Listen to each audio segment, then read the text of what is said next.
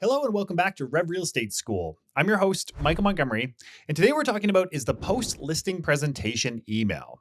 Now, this concept is extremely important, and it's because oftentimes we're taught that we go and do these listing presentations, and then at the time of the listing presentation, we should get the contract signed. Now, if that's your approach, that can work, but that can also very much backfire, and that's definitely not my approach for that reason. And the other component to this is oftentimes if I'm meeting with somebody, if I'm meeting with a company, or if somebody was coming over to my house to give me a quote on something, I do not want to make that decision on the spot. In fact, I won't make that decision on the spot ever. So because of that, I find it most effective to send a detailed follow-up email after the listing presentation that hits on all of the main points. And then from there, let the customer make the decision on if they think this is the right fit. Now, the email is very strategically written in such a way that will provide a lot of detail to the seller. So in case that seller is a very detailed individual and needs to see absolutely everything, the email has that. It also has a number of different steps involved with how to price it, how to select a price, how to work through commissions, how to look at differentiating elements, and then finally, most importantly, is next steps. And next steps is really important because oftentimes people just don't know what the next step is. And if somebody was then to come in and compete with you and provide a very clear next step, this is what happens next, it can be a lot easier for them to select that agent. So first off, as we're getting into this, you can have access to this template. Down in the description below, you'll be able to download this template and use it. And what I would suggest is when you are going through this template, you're probably going to want to just tailor it ever so slightly to your own market, to your own voice. But generally, you'll want to keep most of the concepts or most of the headers where they are, because they do kind of flow through a process that we're going to see today. Now, of course, if you're watching this on video or on a podcast, it's very tough to actually go through an email. So definitely go and download this so that you have access to it and then tailor it to your needs specifically. Okay, so with that, let's jump into the email. So first off, the way that I tend to do this is the listing presentation occurs, let's say it happens at night the day before, and I always tell the seller that they're going to get this detailed email from me after the fact. Now, there's a few different reasons for this. First off, if you haven't seen the house and you walk in and you already have a number on it, the chances of them being a little bit skeptical is quite high. And I know this just even from thinking for myself. If somebody was to come into my house and put a number on it before looking at it, there's a high likelihood that I'd be skeptical of that number. Because yes, I know that they've done their research, they've done their homework in coming in, but they don't necessarily know what I've done to this home over the past while. Now, speaking about backfiring, if we come in with a number that's too high, it's very hard to kind of reverse our way out of that. And so for that reason, during the listing presentation, I rarely go over pricing. I will go over some general pricing and we'll look at some comparables so that we have an understanding of like the general range that we'll land. But then my email after the fact is the email that actually goes into the details behind the pricing and my suggestions. And so I always explain to the seller that, hey, this email is coming your way. And I will also highlight the fact that we can't ever really put a price on something until we've seen it and until we've actually gone through the home and heard about the upgrades and what you've done to the home and what you love about the home. And after that, we're able to put a price on it. So what I've already done by doing that is any agent that's going to come in and just throw a price at them, again, there's going to be a level of skepticism because I've already let them know that that approach is unlikely to work very well. Now, next, I tell the seller that this email is going to come within 24 hours. If I do the presentation in the evening, I really try and send it the next morning. So I do want to kind of overshoot in that sense, and I want to make sure that email goes out even before I indicate that it will be coming out. Okay, so let's go through some of these sections and then the importance behind each of these sections. So first off, in the email, you'll notice I'm just thanking them very much for having me over and giving me the opportunity to chat with them about their sale. Next, you'll notice that there is a spot for a video email. So this isn't a lengthy video email. This is just a quick thank you, excited to potentially work with you, love your home, love XYZ feature. And then I will just explain that this email, it is a little bit longer. It is quite detailed because pricing is not something that we want to take lightly. And therefore, you're going to see a fair amount of information in this email. That's it. So it's not a long video email where I'm explaining everything. It's a high energy video email where I'm thanking them and then explaining basically that I would love to be the agent that they choose. So after that, we get into the first section, and the first section is basically letting them know that their CMA is attached to this email. And then there's a link in there for them to go in and look at the properties and actually go through the photos. So the CMA is attached, but sometimes actually being able to view photos in most CMA platforms isn't fantastic. Like, they're not necessarily great photos. They can't really look at them and go into detail. So I always just provide a link also in there so that they can go through the comparables themselves. So after that quick first section, I'm moving into market information. And now market information is something that just tends to not really be discussed by way of email. Maybe when you're doing the listing presentation, you're kind of explaining what's going on in the market and that's the end of it. But I use market information as a way of differentiating myself versus other agents. And so I go into this in the market information. Generally speaking, I'm just going to start with their city assessed value. And I'm going to explain at that point in time that we don't actually use this in order to price the home, but it's just a good understanding to know what the general value is from the city perspective. Again, that's not a number, as we likely all know, that is really correlated directly with the value of the home. But I know that that's a number that they have in the back of their mind because that's one number that they've looked at. Now, alternatively, you may also put in the Zestimate, or you may also put in some automated tool that they're using within your market as the number in there. So you're addressing the fact that these are numbers that they're very likely already seen, but we don't necessarily use them in order to price for reasons that we get into later on in the email.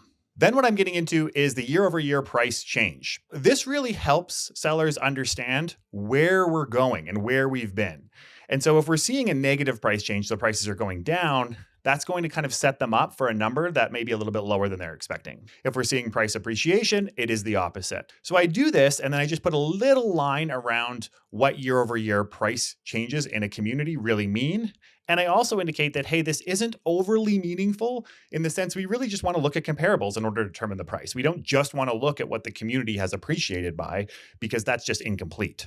The next part of the market information section is months of inventory, and I highly, highly recommend that you put this into your email. And the reason is it's one of the most impactful numbers when we're looking at valuations. Now, why is that? That's because months of inventory takes into consideration both supply and demand. So oftentimes when the news is reporting on something, they may say demand is down. And so automatically we think prices are down. Yes, but if supply is also down, then theoretically prices could be staying the same, if not even going up. And so I explain this concept of months of inventory, and I explain the importance of it right in the email. Now, this is also a differentiator because oftentimes we're not going to have competing agents who are going to go into the value of understanding months of inventory. Also, when it comes to pricing, when we're thinking of months of inventory, if months of inventory is very low, that's suggesting that we have a pretty active market. And if the months of inventory is high, that means we're going to have a slower market. And so I explain this to them directly in the email, which you will see as well. And that really wraps up the market information section with more of a focus on this months of inventory concept because it's truly a differentiator. A lot of times agents are going to say, this is the average price in your community. This is the average price in the city. Average prices are one of the most useless because they are so heavily impacted by outliers. If you have an average price of say $500 and you have a $2 million sale over the last month in the community, it's going to pull that average up. It's going to give them a sense that their home is worth more than it actually is. And conversely, if you have a couple of really low sales, it's going to drive that number down. So in many ways, it's okay to know that, but it's not really a meaningful number. And explaining that to a seller, again, is another differentiator for you. Okay, so with that, the next section is pricing recommendations. Now, as a consumer, not everybody knows how we price homes. For us, it seems pretty straightforward, right? We're looking at comparables and we're making adjustments. But it's really important for us as agents to explain this. And also, people don't always have an understanding that a home that sold 2.5 years ago is just not applicable anymore. And so you'll notice in the email template, I just explain how we actually adjust when it comes to properties. And then there's a bullet list. And in that bullet list, I have generally all of the adjustments I've made, with the exception of just a few minor ones. So I'll tend to hit on the major adjustments that were made across the board, and I'll kind of explain where that number is coming from with each one of these bullet lists. So what we're doing here, in effect, is we are basically showing the methodology behind how we're pricing homes and how we're arriving at a given price. Next, we move on to a really important section. And this is the market value recommendation. Now, with market value recommendations, what I would suggest is never pinpointing one number. And in fact, not even pinpointing one range. Because theoretically, what we're doing when we're looking through a CMA and when we're doing a CMA is we are looking at a probability of outcomes. Let's say that we price this home and we expect it to sell for 525. Well, that's not to say that it won't sell for 530 or even 550 or 500 for that matter. So ultimately, what we need to understand here is the CMA, the output of the CMA is a list of probabilities, and it's a probable outcome based on our experience. And so the way that we'll structure this is by giving them three different ranges, not three numbers, three different ranges. And they are aggressive, market, and aspirational. So what we're doing here is we're basically setting them up to understand where they want to price at. So the aggressive range, let's say that we think this home is worth around 515. So I might say aggressive range is below 500. So anything below 500. And then we have the market range, which maybe is 500 to 520. And then we have the aspirational range, which is over 520. Let's just say that those are our ranges. Now, what we're going to do as we move into the next section is we're going to look at list price suggestions. Now, this is probably the most important section because what you're going to notice in the email template is there's actually a table. And with each one of these options, so when we go aggressive, market, and aspirational, what you're going to see in the table, you're going to see the number, and then you're going to look at potential risks and potential rewards. Okay, so if we are going aggressive, then what is the potential risk? Well, the potential risk is we come to market and in fact, somebody would pay $515, but the market's too slow, so it's not generating those multiple offers that we were anticipating. Now, mostly across the board, the risk here is actually quite low. And the reason for that is if you underprice a property, even in traditionally slower markets, you'll still see multiple bids that will end up bidding it up to that market range. So there's still some risk though, especially if you're in a market that doesn't see a lot of multiple offers, or if buyer mentality out there is just not interested in competing as much, which when markets start to slow, buyers tend to not want to compete as much. Even though they like the home, even though they would pay over ask, they just don't want to get in these competing offer situations. And you've probably heard that from your buyers before. Oh, I like the home, I would offer, but I just don't want to compete. And so we have to be very mindful of using that approach. Now, oftentimes sellers are a little bit more gun shy on the aggressive approach because they see their home as being worth, say, $515, but here we are pricing it at $499 or $500. And so this can be a harder pill to swallow for them, which is perfectly fine. But what the reward is here is ultimately, if we do end up coming into a multiple offer situation, we can end up bidding this up under terms and prices that does end up working for the seller. Next, we move on into the market range. Now, the market range is generally where you're going to see sellers start to price their home, usually at the higher end of market range. So keep that in mind when you're actually building this out, is most of the time the seller is going to want the high end of the market range for the list price. And then again, what we're going to be getting into here is we're going to be getting into pros and cons. So pros being that generally speaking, the market's going to see this around the range that we would expect it to transact for. So we should have a fair amount of buyer interest. And although price reductions may be required, they're a little bit less likely, but they could still be required. You'll see that in the template as well. You'll see that I'm setting myself up that even if we end up quoting a price and the market now deems that price to be too high, I've still given myself a little wiggle room to come down if need be. And then we have the aspirational range. This oftentimes is where sellers think their home is prior to you coming through it. And so what they need to see here in the aspirational range is really the pros and the cons become extremely important. Because let's think about this for a second. If somebody does choose to price in the aspirational range, so above where we see the value, again, it's a probability that we're going to sell in that market range. That doesn't mean that we're not going to sell in the aspirational range. And so the pro is, if we were to price this, let's say at 530 or even 540, so something that seems quite a bit higher than where that market value lies, that's not to say somebody won't come in and pay over the market value that we have already quoted. But there's a huge caveat to this, is we're looking for the needle in the haystack buyer. So we're looking for the person who needs to be on this street, who needs to be across from this house because their friend or family member lives there, or the house has some feature that they absolutely need, so they're willing to pay over what generally the market would look for. So what does this mean for us from a cons perspective? Well, what this means is our buyer pool is going to shrink. And given that pricing is determined by demand, this is a really important concept for a seller, because as we start to rise above that market range, demand should be dropping, right? Because now we're pricing into a range where demand will be lower. And as demand comes down, theoretically, the value of the home comes down. And so what I'm explaining to them here is if we're going to price in this range, we should be comfortable with less buyer interest. We should be comfortable with longer days on market. And even if we sell at all, sometimes people think if we price higher, that just means we have to wait longer. And in fact, we all know that's not the case. You could be waiting forever and you could end up chasing the market down. And then on top of that, we just need to understand that as our days on market increases, our market value decreases. This is an inverse relationship that sometimes sellers don't understand. They just think, okay, I'm going to price high, and if it takes 6 months, I'm okay with that because I'm not in a rush. Okay, well, that logically might seem to make sense, but as that days on market starts to increase, then our market value starts to decrease. And that's because the market unto itself is basically painting us with a brush of saying, nobody wants this home at this price point. And so that actually drives our market value down. And so the explanation that we can make here is even once we start to come down into that market range, we've now accumulated however many days on market, which therefore looks not so great to a buyer, and they're going to be prompted to offer lower. And so this is a risk that the seller has to be comfortable with.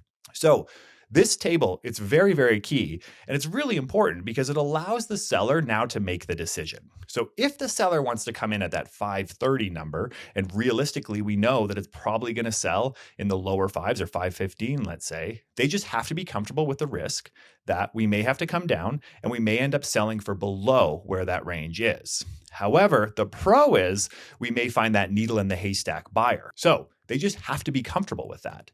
Now, what you'll notice is traditionally, when we're looking at sellers and when sellers are thinking about selling this big, huge asset, they're not really keen on taking these heavy risks, myself included. Like we listed a home recently and I would have loved to list it a little bit higher. However, that's just a risk that I'm not willing to take because I'm going to have to sit there and deal with longer days on market. There's a tenant in this property too, so that can also create some challenges. So ultimately, I just want the seller to make the decision and I want them to understand the pros and cons with each individual range that they choose. Once we've gone through that, the next section will get into commissions. And now we've spoken about this on previous podcasts and previous shows about how we tend to look at commissions by way of 3 different categories, where we have kind of an entry or a lower fee, we have a standard fee, and then we have a premium fee. Now, this tends to work really, really well. And with this approach, when you have 3 different fees, it allows the seller to select whatever makes sense for them. So what you'll notice is most people, when they see 3 fees, they're going to go for the middle one. So that tends to be like your standard fee. However, there is going to be a portion of the population that just wants the lowest possible cost, in which case we have the entry package. And there's a portion of the population that wants the most premium, in which case we also have that option for them. Now, what's really nice about this approach is it also just avoids a lot of commission negotiation, because if somebody was to say, well, can you come down on that? You can say, well, we do have this entry package. We do have this entry package. If they wanted to come down on the standard, then you have the entry package. It also allows you a little bit of flexibility. So maybe you have a repeat client, or maybe it's a close friend, so you're comfortable doing a little bit of a discount. You can potentially offer the standard package for the entry fee, and it avoids these big, large adjustments to our commission. So I detail that in that section. Also, what I'm indicating is I'm attaching my listing presentation to the email so they can actually go into detail as to what's included with each of these packages. Now, the second final step is the differentiating elements. And so if they're going to be interviewing a number of different agents, I want to have just in bullet point form a few differentiating elements. Now, I will tailor these at times to the listing. However, I generally have a few differentiating elements that I stand by. And you can basically just copy and paste those and use those throughout your listing presentations or your listing emails. But sometimes you'll also just want to just tailor them ever so slightly. So for example, if you're meeting with somebody and that person is very interested in kind of out of the box thinking and creative marketing approaches, I may kind of tailor my differentiating element towards that and indicate that this is something that we really pride ourselves on. We really want to think outside of the box when it comes to marketing, but also when it comes to negotiation. So this is short. It's not meant to be a huge, big paragraph upon paragraph about what differentiates you. You've already done the presentation. You've already done all of the hard work. It's just kind of a quick reminder before the end. And finally, the final section is next step. And so what I say here as the next step is a few different things, really. So ultimately, if they're comfortable proceeding, they can let me know. And then we'll work through pricing and we're going to work through a commission package and we'll take it from there. Or alternatively, they can book a 30-minute Zoom call with me so we can go into more detail about this. We can go through the comparables together, share our screen, and actually describe how we arrived at that given number. Then the final sentence. The final sentence is actually extremely important. And really, this is something that we tend to miss in real estate is we think, every seller is going to think that we want to work with them. And in fact, most of the time that's true, but this is an opportunity for us to sign off the email saying that I would be extremely honored to help you with this. I love your home. I love what you've done with it. I'm excited about this opportunity. I really want to help you through this. And so you'll notice that last sentence just kind of wraps this all up and puts a bow on it and says, you know what, I would love this opportunity to help you through this. And then you can be a little bit complimentary about their home and about them, even about wanting to work with them because of their personalities and the type of people that they are.